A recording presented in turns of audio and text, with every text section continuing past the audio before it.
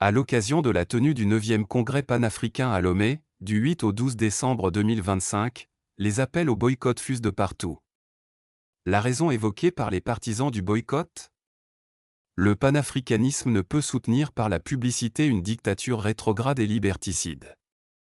Le panafricanisme est censé soutenir les peuples et non les régimes qui sont des pions de l'impérialisme et de la France-Afrique. Qu'est-ce que le panafricanisme ? Le définir comme idéologie et politique n'est pas aisé. Il y a pratiquement autant de définitions que de partisans. Mais il y a d'abord et surtout les manipulateurs au pouvoir, comme au Togo, ensuite les partisans soucieux de la libération et de l'indépendance de toute l'Afrique, et enfin les mercenaires panafricanistes au service du néocolonialisme et de certaines dictatures qui broient leur peuple. Ces mercenaires endimanchés sont des gangsters politiques très présents sur la toile. Menteurs professionnels, mythomanes invétérés, frimeurs, branleurs, mystificateurs, opportunistes, ces individus à la grande gueule, se font leur beurre sur les malheurs des peuples africains. La naïveté et la nescience des foules contribuent à leur succès, parce qu'ils se font passer pour de grands intellectuels, ce qu'ils ne sont pas, évidemment.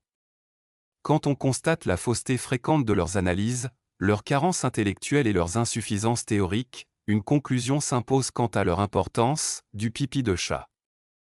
Moi, j'ai choisi, depuis des années, de les zapper systématiquement sur les réseaux sociaux.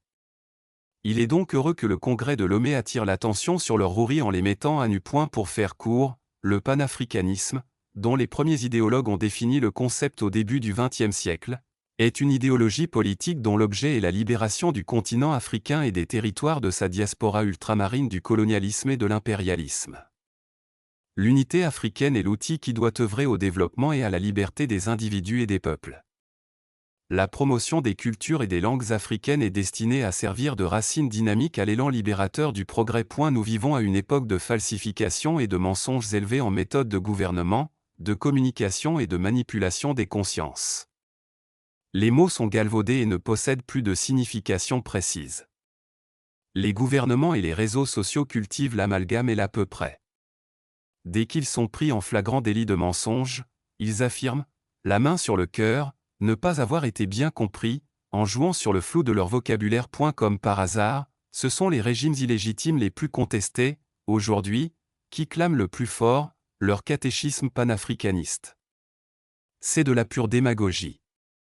Le panafricanisme, qui se veut un facteur de liberté et de développement, n'a aucune crédibilité sous aucune dictature civile ou militaire, aucune démocratie bidon, actuellement en Afrique où la politique se réduit à la répression avec son lot de prisonniers politiques et d'opinion, d'exilés politiques, de violations massives des droits humains et une liberté de presse bâillonnée. Dans ces régimes autoritaires, le multipartisme est le cache-sexe malodorant du parti unique.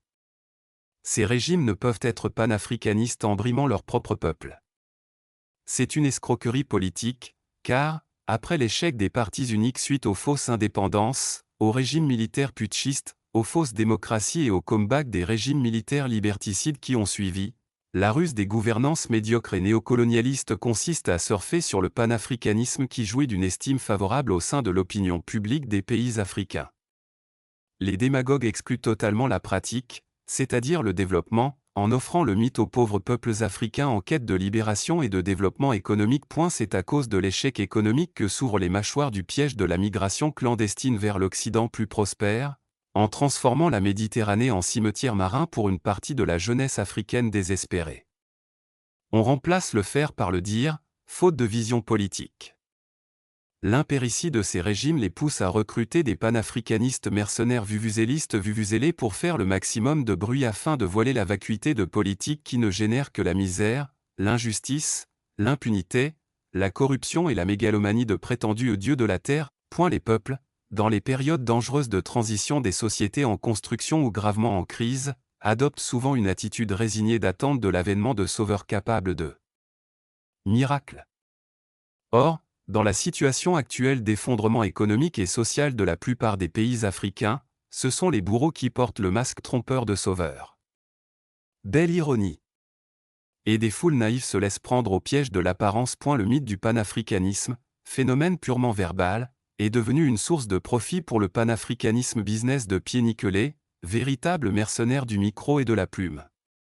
Ces brimborions politiques sans foi ni loi offrent leurs services aux plus offrants des gouvernements fascistes et autres groupes d'intérêts mafieux impérialistes. Pris la main dans le pot de confiture, certains de ces histrions ont dû avouer avoir reçu des centaines de millions de francs CFA d'une puissance étrangère pour défendre une politique extra-africaine. Les contradictions ne les rebutent point puisqu'ils sont, tout à la fois, les valets des réseaux néo-mousquetaires et des réseaux france-africains pourtant irréconciliables point à force d'avoir trop patrociné. Les faux panafricanistes bobardiers ont provoqué un retournement de situation qui est en train de monter les opinions publiques africaines contre eux et leurs commanditaires. Pourquoi un boycott ? J'estime incongru d'organiser des assises panafricanistes une occasion de propagande pour le dictateur Faure Gnassingbé sous un régime de coup d'État permanent dans lequel le pouvoir est confisqué par une clique depuis près de 60 ans malgré le rejet massif des Togolais qui veulent voir s'ouvrir, enfin, devant eux, les portes de l'avenir. Les panafricanistes qui vont participer à ce congrès ne commettent pas une erreur, mais une faute envers le peuple togolais. Aucun peuple, je dis bien aucun peuple, ne peut être sacrifié au profit d'une politique ou d'une idéologie.